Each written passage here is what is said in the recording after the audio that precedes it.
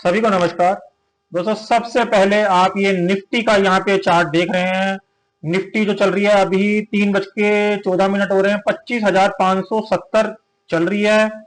Nifty के अंदर एक ट्रेंड लाइन थी जो कि ऊपर की साइड ब्रेक नहीं हो पा रही थी। फ्राइडे में भी हमने इस चीज का जिक्र किया था।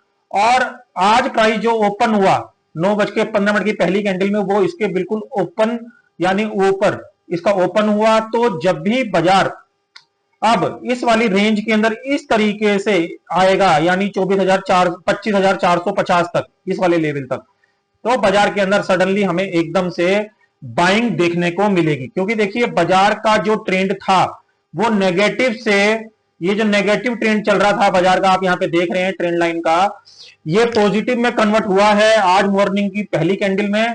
बट इसके लिए एक स्टॉप लॉस अगर बाजार नीचे आता है तो हम रखेंगे 25,450 का। यानी कहने का मतलब यह है कि बाजार 25,450 के नीचे अब सस्टेन नहीं होना चाहिए।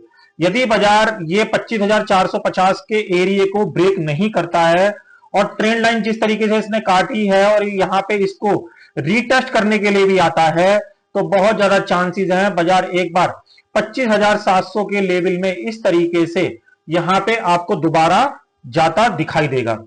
बाजार के अंदर जो एग्रेसिव बाइंग आएगी, जो सॉलिड बाइंग आएगी, वो इस वाले लेवल के ऊपर आएगी जो बैठ रहा है 25,700। क्योंकि ये बाजार का एक प्रीवियस एक जो है स्विंग था, जो कि मैं आपको यहां पे डेली चार्ट पे दिखाता हूं। ये वाला जो कि एरिया बैठ रहा था 25,650 से लेके 25,700, ये वाला।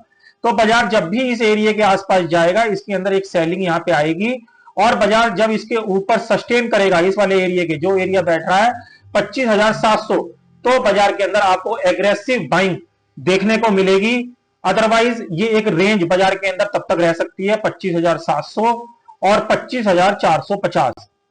कल निफ्टी की क्लियरिंग है। अगर बाजार 25,700 के ऊपर किसी भी वजह से, किसी भी गैपअप की वजह से आपको दिखाई दे, तो आप इसके अंदर बिल्कुल भी सेलिंग करने की कोशिश ना करें। क्योंकि बाजार के अंदर 25,850 के लेवल आपको अगले कुछ घंटों में देखने को मिलेंगे।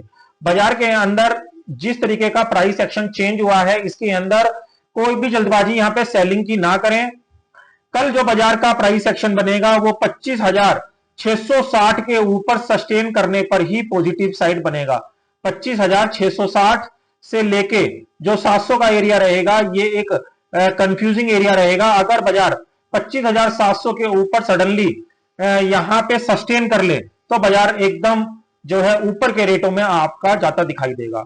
तो बाजार के अंदर अब जो एक डेंजर एरिया रहेगा वो रहेगा 25,700, जिसके ऊपर सस्टेन होने पर ही आप बाइंग करें। अदरवाइज यहां पे जो एरिया रहेगा वो 25,700 और 25,450 की एक रेंज यहां पे रहेगी कि 25,700 के आसपास इसको बाइंग ना करें और 25,450 के आसपास इसको सेलिंग ना करें।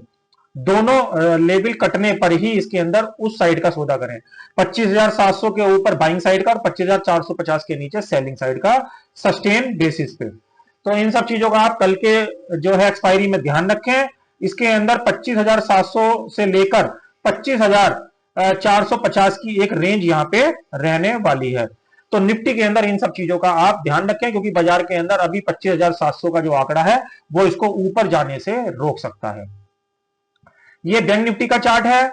ये बैंक निफ्टी के चार्ट में यदि बैंक निफ्टी 58,000 के ऊपर लगातार सस्टेन हो जाए, या आप ऐसे भी कह सकते हैं कि प्रीवियस जो आज हाई बनाया, मानो इसने जो हाई बनाया 58,100 का, इसके ऊपर यदि सक्सेसफुली सस्टेन हो जाए, तो ही इसके अंदर फिर नेक्स्ट 58,500 तक के लेवल बनेंगे। अदरवाइज इसके अंदर एक रेंज यहां पे बन गई है, जो कि रेंज है 58,100, या हम ऐसा कह सकते हैं 58,200 और 57,800।